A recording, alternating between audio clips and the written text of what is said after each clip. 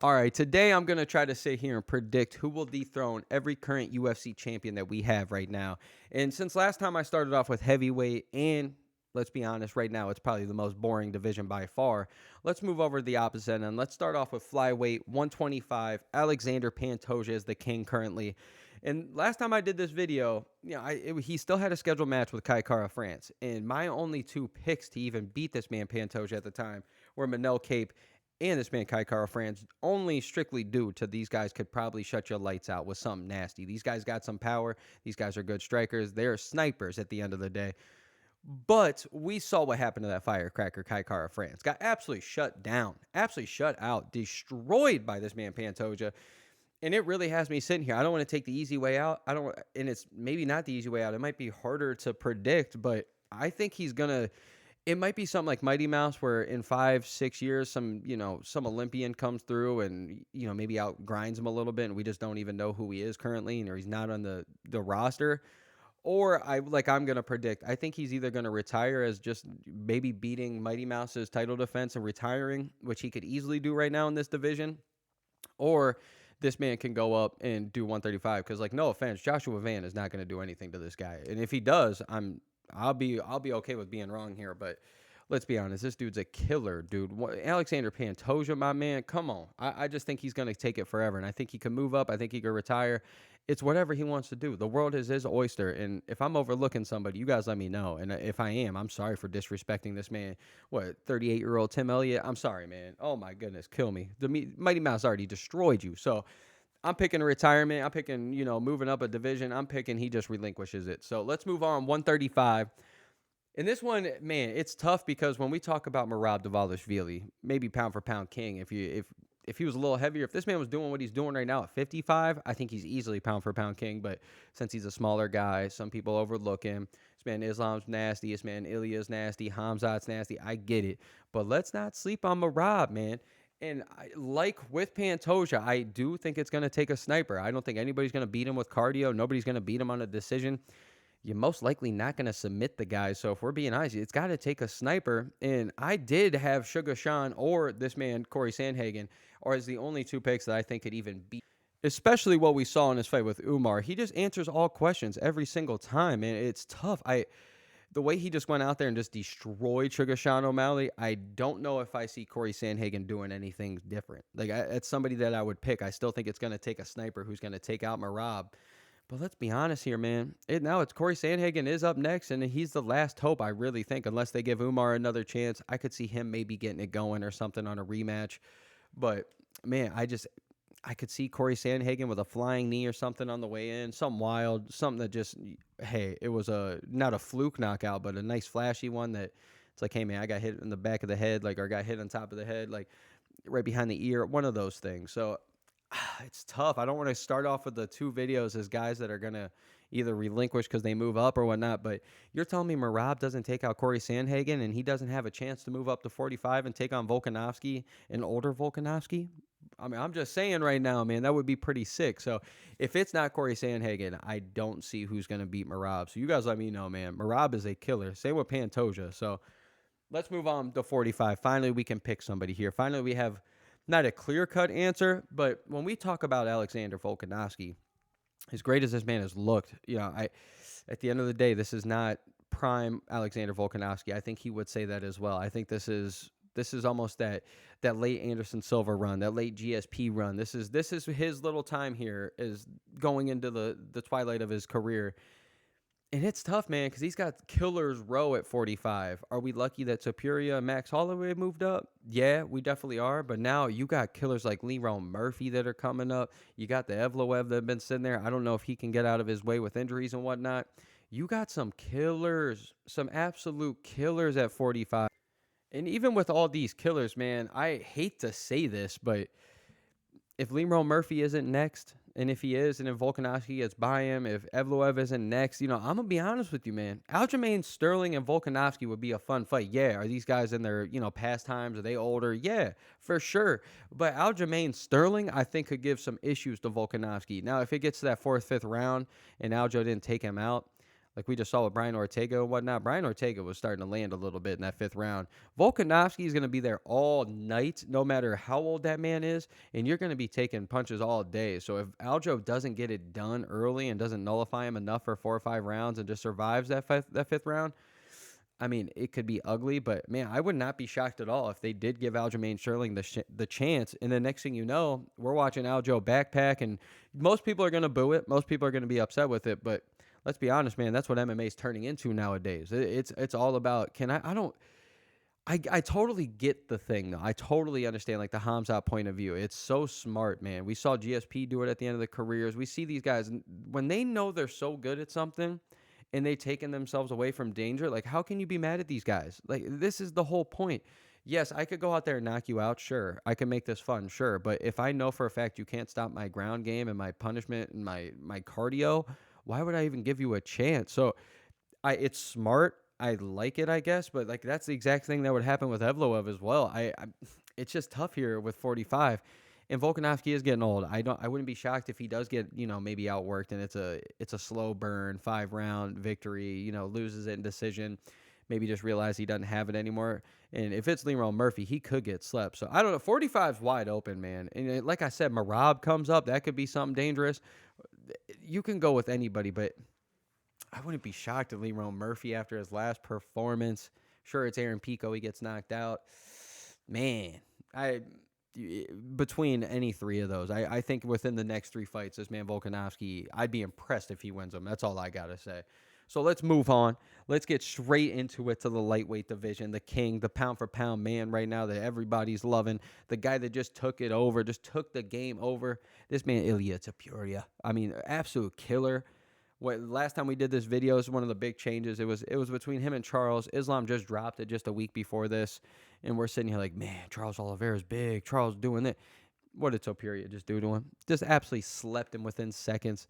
And this is where it gets tough. Now at 55, though, it's a lot different. Because even at 45, I still thought Max could have got it done. Still think Volkanovski might have got it done. But now at 55, you got some size. I think he's fighting Gaethje next. I could see him getting past Gaethje easily. But at the same time, Gaethje's got some power, dog. Don't sleep on his power. But if it's anything, I know MMA math doesn't add up, but if it's anything like we just saw with Charles, Gaethje's not going to be a problem. And who else are you going to go throw at him? I think ultimately the big answer is I don't think it matters. If Islam wins at 170, I still think he plans on coming back down to 55. If he wins, if he loses to 70, he's definitely coming down to 55. So I think ultimately the answer is going to be Islam Makhachev. I just still have faith that he's going to come down to 55. But if he is done at 55, you guys can say who you guys want. You guys can pick who you guys want. You guys can pick Paddy Pimblett. You guys can pick anybody. You can Gaethje, anybody you can pick. My man Max Holloway will do enough to get back in there, and already probably has done enough to get back in there. And if he gets any title shot, Islam, I don't give a Habib, I don't give a shit who it is. Max Holloway is going to win that thing. And yeah, I'm a Max Holloway fan, so you got to call me crazy. But my first pick's Islam, but my next pick, that man Max Holloway at 55 is different. Give it to me, man. Give it to me. Please. And then let's move on to 170. One of the most shocking ones on the list, probably. I know it just had happened not too long ago, but I just didn't see it coming here for a while. And I also didn't see Bilal Muhammad being champion for a while. So this is why we got this way. But to see this man, Jack Della Maddalena, as champion is kind of crazy, especially with how stacked 170 is. You got the Shavkats in the world, the Ian Garys, the Sean Brady's, the Usman still knocking on the door, still showing people what he's doing. Honestly, all in all, I'm super impressed with everything that's going on at 170. And, Carlos Prates, all these guys, killers, absolute killers. But if we're being honest, man, this man, Islam Makhachev, again, is going to come up and just destroy this man. I hate to say it. It might not even be a destroying, but I'm just saying Islam Makhachev is probably going to win. I pick him at 170 all day. I'm not picking against Islam. He's a dog. I think Islam is moving up. I think this is huge. We saw what happened when Habib's got the big moments. So imagine this. This is probably the biggest thing that we could have for Islam right now. And he's going to just come out. He's going to prevail. So I'm going Islam Makhachev all day. And then one of the next big changes that we got, this man Khamzat Chimaev here at middleweight, just absolutely destroying masterclass. One of the best performances by a challenger of all time against Dricus du Plessis. And when we look back at the last video, it's always been Khamzat. I think we're all picking Khamzat to beat Dricus du Plessis here. I wouldn't have been shocked to you if you guys picked Sean Strickland. I wouldn't be shocked to you if you guys picked Izzy at the time. Shit, I picked against Dricus probably 17 times in a row up until this fight against Hamzat. And the one time I ride with him, Hamzat just mops the floor with him. So, I mean, with Hamzat right now, after that performance, who are you going to throw up there? I do love Imavov and Cal Borrelio next weekend. That's one of my favorite fights I'm looking up to, especially as like a main event for a fight night. That's got like co-main event written all over it on a pay-per-view, in my opinion. That fight is stacked. I think either one of those guys could give Hamzat problems, but I could also see Hamzat just mop the floor with both of those guys. You got a bunch of people at 185. Man, when we get down to it, Fluffy Hernandez is a dog. I like the gas that he might be able to show with this man Hamzat, but at the end of the day, one of the only stylistic matchups that could happen is RDR. If this man Hamzat tries to go out there and wrestle Rainier Day Ritter like that, I would love to see it. I think he could still do it, but I would just love to see how it happened. But I'm really worried that Hamzat would just really utilize his striking and we would never see grappling. So when it comes to 185, man, I do not know. I think this is one of the odd ones, too, that I think if Jack Della Maddalena somehow beats Islam, I don't be shocked at all if this man, Hamzat, becomes one of the weird champions that tries to go down, like TJ Dillashaw or something. Like, goes down to 170 and just to do it because he's having fun. Like, also, let's keep in mind, he might not even have that many title defenses because he might get hurt or whatever, sick, whatever may happen. You never know what could happen, but he might only fight like once a year. So this is kind of nice for him, truly. Like, who are you going to pick? You got everybody. But if I have to pick one, I think he's going to get through the winner of Imavov and Borrelio. I think these guys could just beat each other up so bad that they take the fight too early because they're both too strong for their own good. I think they might take the fight too early and come in a little compromise. Hamzat takes him out. I think my money right now is on Fluffy Hernandez. If I had to pick one, I think I'm going to pick Anthony Hernandez. I just like him a lot. He's made me a fan over the years, so I think I'm going with him. And then let's get it going just to finish these light heavyweight. This man, Magomed Ankalaev, after what he did to Pereira last time, I want to sit here and I want to say Shama. I want him to win so bad. I want Pereira to win so bad here in a month. But if it's not Alex Pereira, it's got to be either between Yuri or good old Khalil Roundtree Jr. It's like I don't think Carlos Ulberg gets it done. I really love what I'm seeing out of Khalil. That man is doing such good work right now. He's so powerful. He's not going to be afraid to throw with this man, Magomed. I mean, truly, Yuri Prohashka is so weird. It could be a fun one. But I do want to say a light heavyweight real quick. This man, Jan Blachowicz, is just gone. Like, just gone. Let's keep in mind, this man had a great fight with Magomed Ankalaev. I don't want to say great because it's one of the most boring fights of all time. But he had a great performance, at least when it came to pushing Magomed to the absolute furthest and seeing if he could even handle it. And it was a draw. And don't get it wrong, it was a terrible fight. But, I mean, Jan Blachowicz, what are you doing? You still got a couple more fights, and you tried that one out. But they're going to overlook him. And let's finish this with the worst division that's ever lived.